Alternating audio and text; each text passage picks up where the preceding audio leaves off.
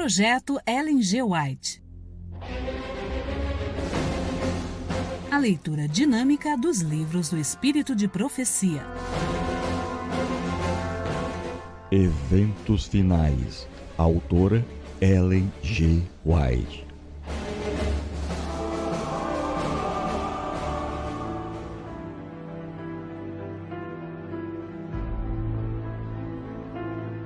Capítulo 2. Sinais de que Cristo voltará em breve. A grande profecia de Nosso Senhor. Cristo preveniu seus discípulos da destruição de Jerusalém e dos sinais que ocorreriam antes da vinda do Filho do Homem. Todo o capítulo 24 de Mateus é uma profecia a respeito dos acontecimentos que precederão esse evento, e a destruição de Jerusalém é usada para representar a última grande destruição do mundo pelo fogo. Cristo, no Monte das Oliveiras, enumerou os juízos terríveis que deveriam preceder sua volta. E ouvireis de guerras e de rumores de guerras. Portanto, se levantará nação contra nação, e reino contra reino, e haverá fomes e pestes e terremotos em vários lugares. Mas todas essas coisas são o princípio de dores. Mateus 24, versículos 6 e 7. Se bem que essas profecias tivessem tido cumprimento parcial na destruição de Jerusalém, aplicam-se mais diretamente aos últimos dias.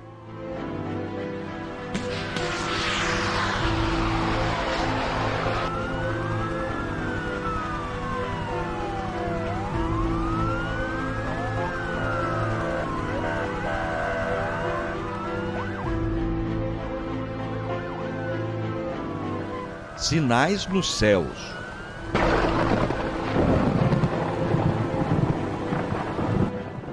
Ao fim da grande perseguição papal, declarou Cristo, o sol se escureceria e a lua não daria sua luz. Em seguida, cairiam as estrelas do céu.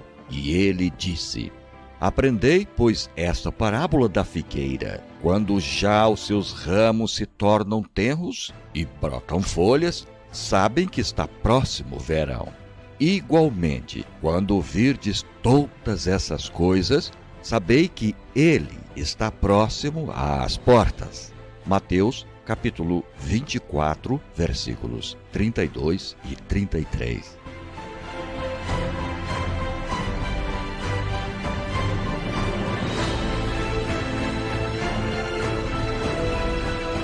Cristo deu sinais de sua vinda. Declara que podemos conhecer quando Ele está perto, às portas. Ele diz daqueles que veem estas coisas: não passará esta geração sem que todas essas coisas aconteçam. Estes sinais apareceram. Agora sabemos com certeza que a vinda do Senhor está às portas.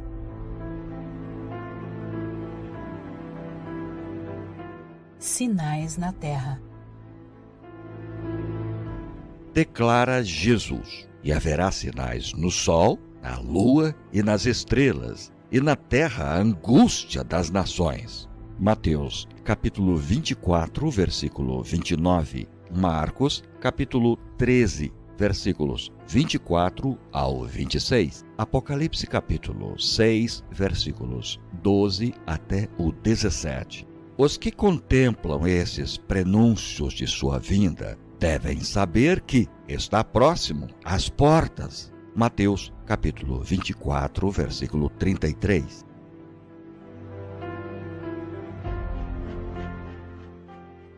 As nações estão agitadas.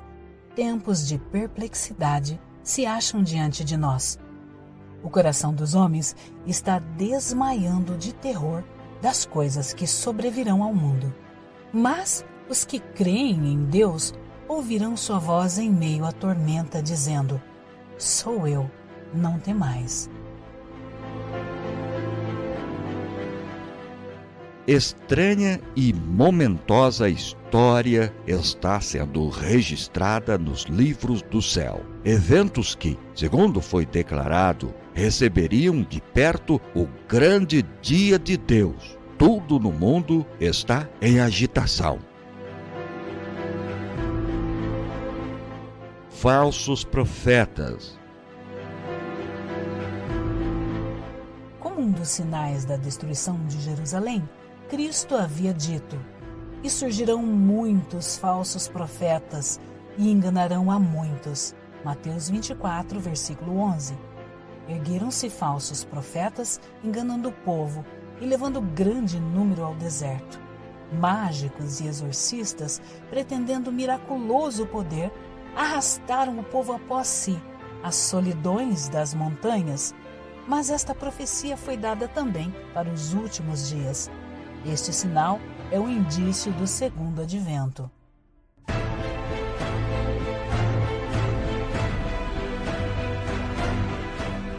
Encontraremos falsas pretensões. Erguer-se-ão falsos profetas.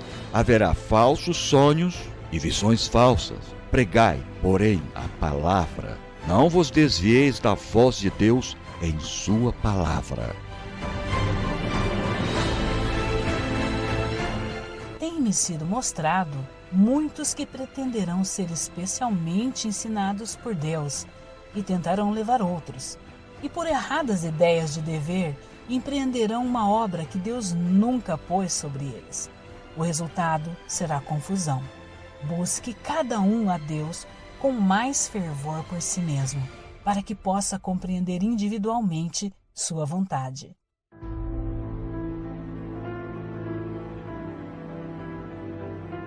Uma experiência com um falso profeta.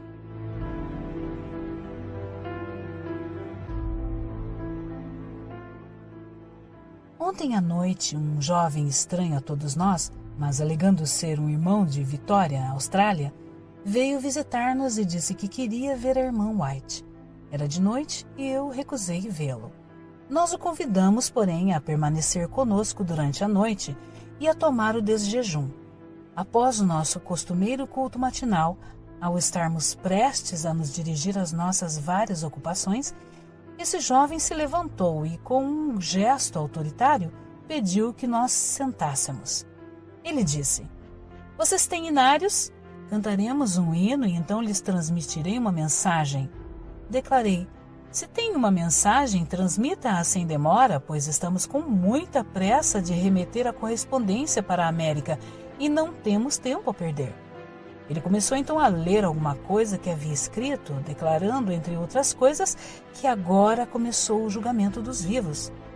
Eu prestei atenção enquanto ele prosseguia e disse finalmente: "Meu irmão, você não está em perfeitas condições mentais.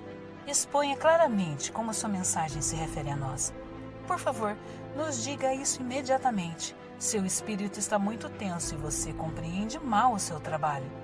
Grande parte do que disse está de acordo com a Bíblia e cremos em cada uma dessas palavras, mas você se acha extremamente agitado.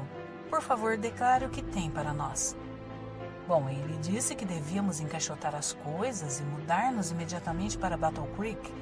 Perguntei por que razão e ele respondeu: "Para transmitir essa mensagem de que começou o julgamento dos vivos." Repliquei: "A obra que o Senhor nos deu para fazer ainda não está terminada.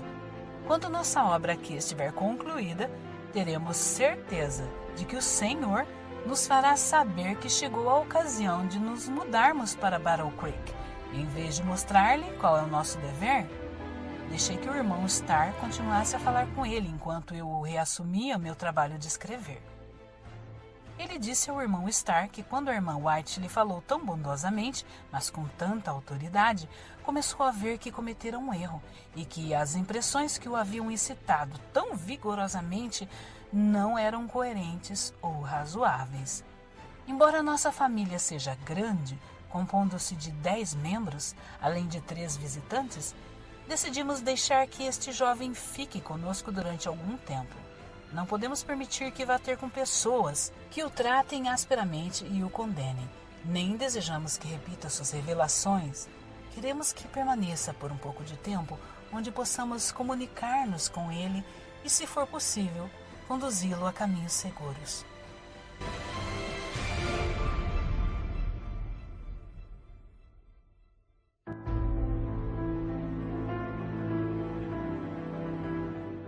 Glutonaria e intemperança. A glutonaria e a intemperança constituem o fundamento da grande depravação moral em nosso mundo. Satanás está ciente disso e tenta constantemente a homens e mulheres para que condescendam com a gula, à custa da saúde e mesmo da própria vida.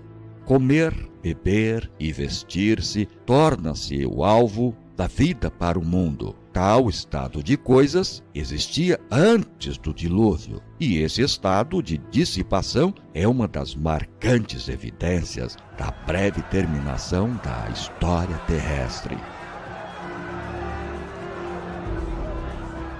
O quadro que a inspiração nos deu do mundo antediluviano representa muito verdadeiramente a condição a que rapidamente a sociedade moderna caminha.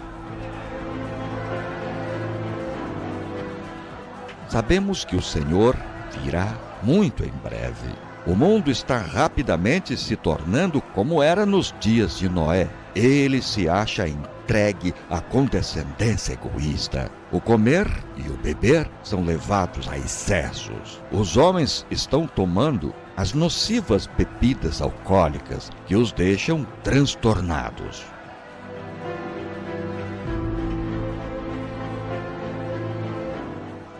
Atos de violência. Nos dias de Noé, a esmagadora maioria se opunha à verdade e se apaixonara por um conjunto de falsidades. A terra estava cheia de violência. A guerra, o crime, o homicídio eram a ordem do dia. Assim será também antes da segunda vinda de Cristo.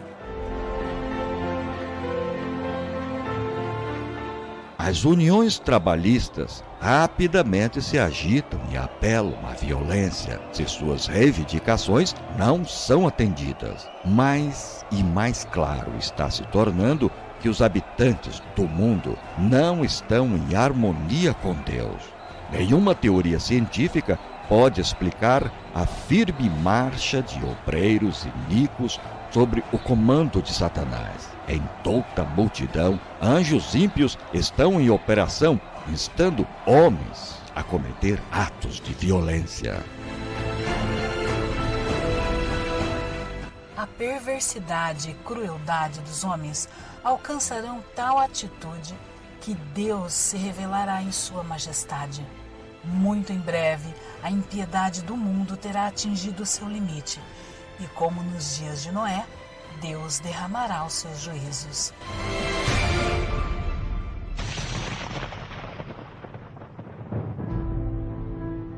Os terríveis relatos que ouvimos de homicídios e roubos, de acidentes ferroviários e atos de violência declaram que o fim de todas as coisas está próximo.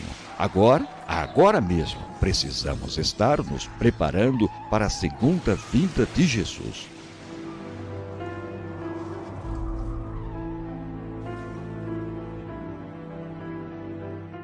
Guerras e desastres. Aproxima-se a tempestade e precisamos aprontar-nos para a sua fúria mediante arrependimento para com Deus e fé em nosso Senhor Jesus Cristo. O Senhor se levantará para sacudir terrivelmente a terra. Veremos aflições por todos os lados. Milhares de navios serão arremessados para as profundezas do mar. Esquadras se submergirão, sendo sacrificados milhões de vidas humanas. E romperão inesperadamente incêndios que nenhum esforço humano será capaz de extinguir. Os palácios da terra serão varridos pela fúria das chamas. tornar-se-ão mais e mais frequentes os desastres de estrada de ferro. Confusão, colisões e morte, sem um momento de advertência, ocorrerão nas grandes vias de comunicação. O fim está perto. A graça está a terminar. Busquemos a Deus enquanto se pode achar. Invoquemo-lo enquanto está perto. Nas últimas cenas da história terrestre, graçará a guerra. Haverá epidemias, pragas e fomes. As águas do oceano transporão seus limites. Propriedades e vidas serão destruídas pelo fogo e por inundações. Deveríamos estar nos preparando para as mansões que Cristo foi preparar para os que o amam. Grandes bolas de fogo. Na última sexta-feira, pela manhã, pouco antes de acordar, uma cena muito impressionante me foi apresentada. Parecia que eu havia acordado, mas não estava em meu lar. Das janelas eu podia avistar um terrível incêndio. Grandes bolas de fogo caíam sobre as casas e dessas bolas voavam flechas incandescentes em todas as direções. Era impossível apagar os fogos que se acendiam e muitos lugares estavam sendo destruídos. O terror do povo era indescritível. Depois de algum tempo, acordei e vi que estava em casa.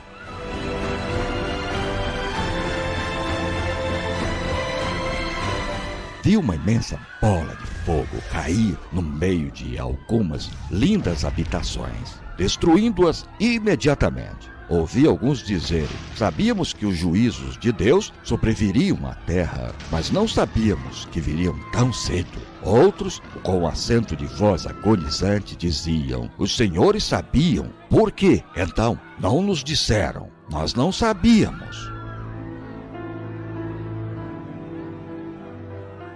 Terremotos e inundações. O inimigo atuou no passado e ainda está atuando. Ele desceu com grande poder e o Espírito de Deus está se retirando da terra. Deus tem retirado sua mão. Só temos de olhar para Johnston, Pensilvânia. Ele não impediu que o diabo acabasse com a existência de toda essa cidade. E essas mesmas coisas aumentarão até o fim da história terrestre.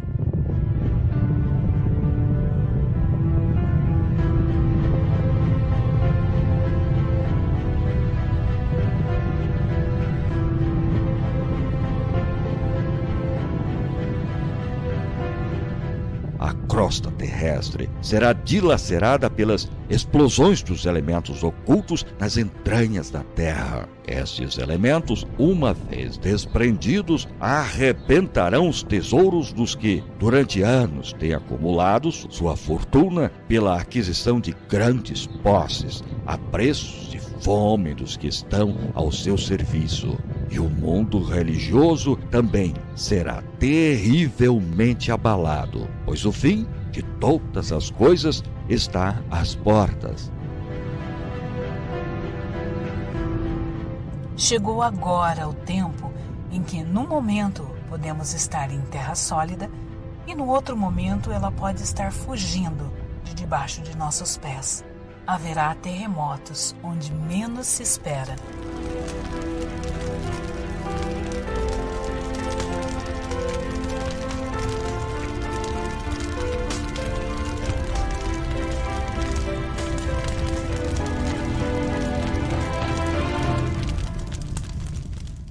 Em incêndios, em inundações, em terremotos, na fúria das grandes profundezas, nas calamidades por mar e terra, é transmitida a advertência de que o Espírito de Deus não agirá para sempre com os homens.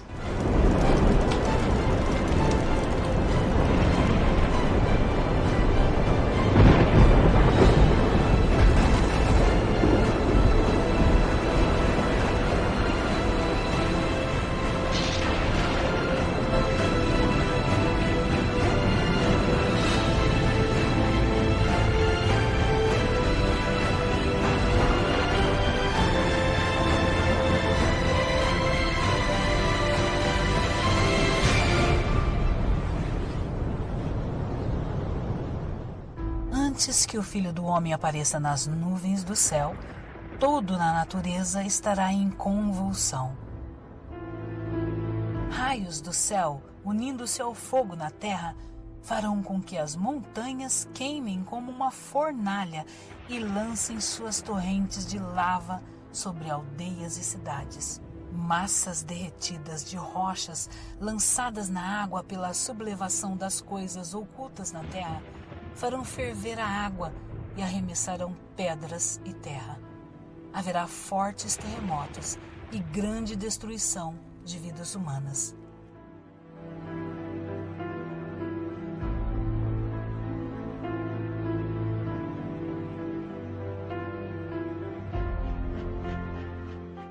Crimes, fomes e epidemias. Satanás está trabalhando na atmosfera, envenenando-a. E aí dependemos de Deus quanto à vida, nossa vida presente e eterna. E estando na posição em que nos encontramos, importa estarmos inteiramente alertas, totalmente devotados, de todo convertidos e consagrados a Deus. Mas parece que nos achamos como paralisados. Deus do céu, desperta-nos.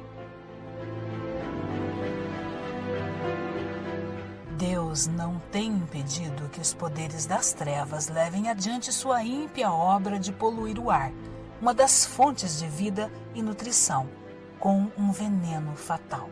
Não somente afetada a vida vegetal, mas o homem sofre de epidemias. Essas coisas são o resultado de gotas das taças da ira de Deus, que estão sendo borrifadas sobre a terra e constituem apenas débeis representações do que acontecerá no futuro próximo.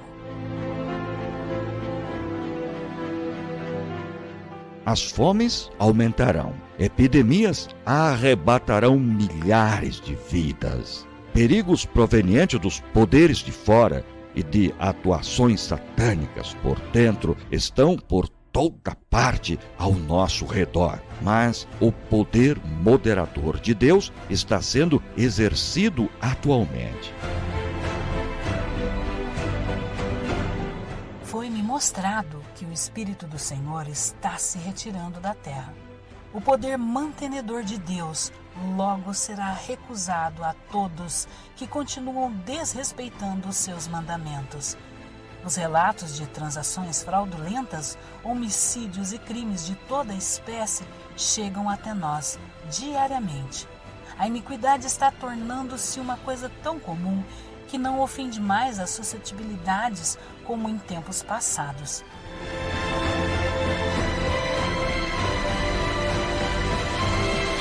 O desígnio de Deus nas calamidades.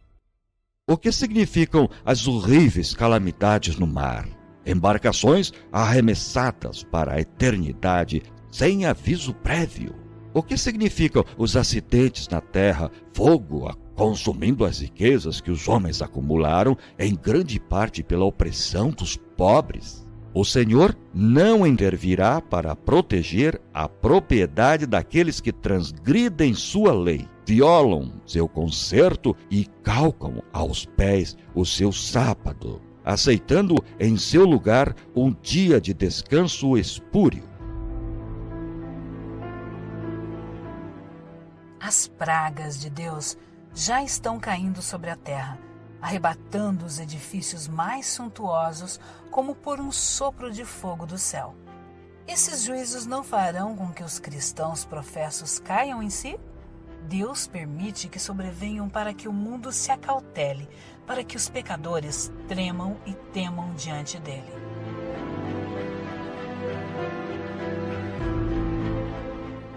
Deus tem um propósito ao permitir que ocorram essas calamidades. Elas constituem um dos seus meios para chamar homens e mulheres à razão.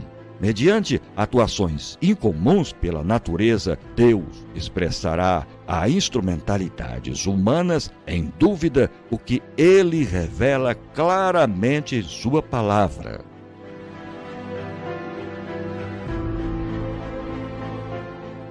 Quão frequentemente ouvimos de terremotos e furacões?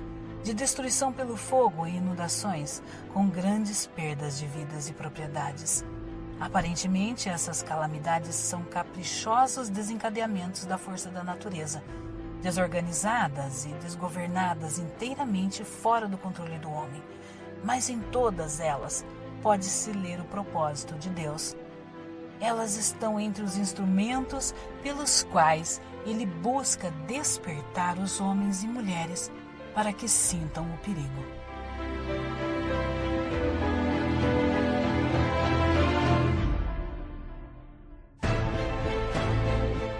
Os eventos futuros estão nas mãos do Senhor. O mundo não está sem um governante.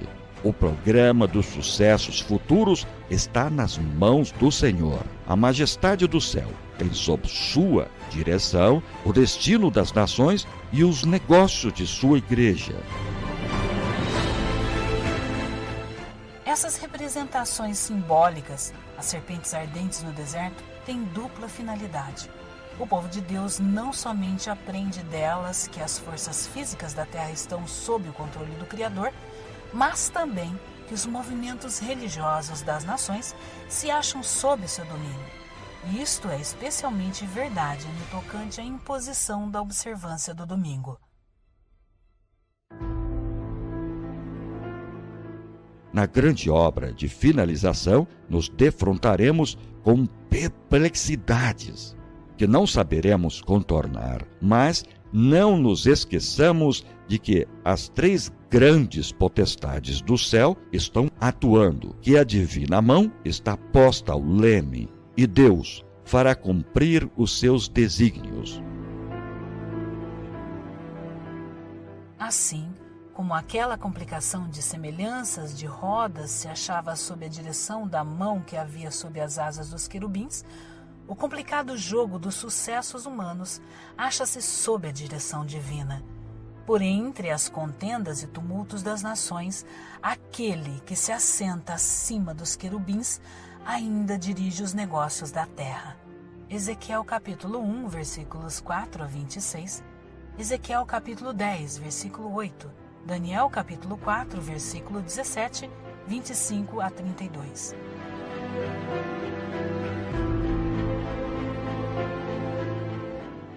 Nos anais da história humana, o desenvolvimento das nações, o nascimento e queda dos impérios aparece como que dependendo da vontade e proeza do homem. A configuração dos acontecimentos parece determinada em grande medida pelo seu poder, ambição ou capricho. Mas, na palavra de Deus, a cortina é afastada e podemos ver acima, para trás, e pelos lados as partidas e contrapartidas do interesse, poder e paixões humanos, as instrumentalidades do todo misericordioso, executando paciente e silenciosamente os conselhos de sua própria vontade.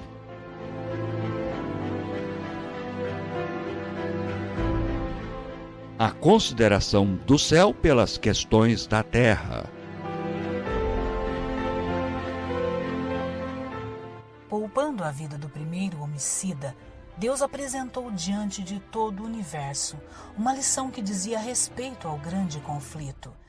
Foi o seu intuito não somente abater a rebelião, mas demonstrar a todo o universo a natureza da mesma. Os santos habitantes de outros mundos estavam a observar com o mais profundo interesse os acontecimentos que se desenrolavam na Terra. Deus tem consigo a simpatia e a aprovação do universo inteiro, enquanto passo a passo seu grande plano avança para o completo cumprimento.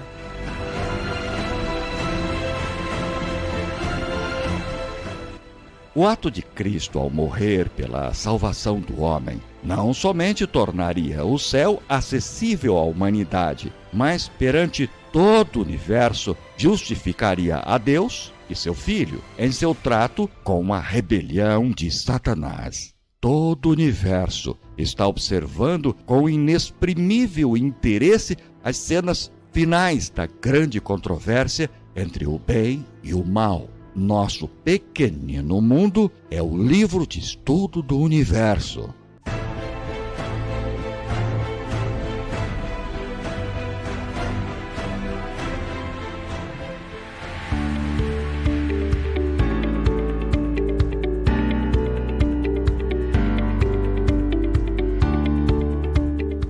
O áudio que você ouviu faz parte de um projeto missionário destinado a pessoas cegas e não alfabetizadas, sendo proibida a venda e comercialização do mesmo. Os direitos no Brasil do livro Eventos Finais, da escritora Ellen G. White, são da Casa Publicadora Brasileira.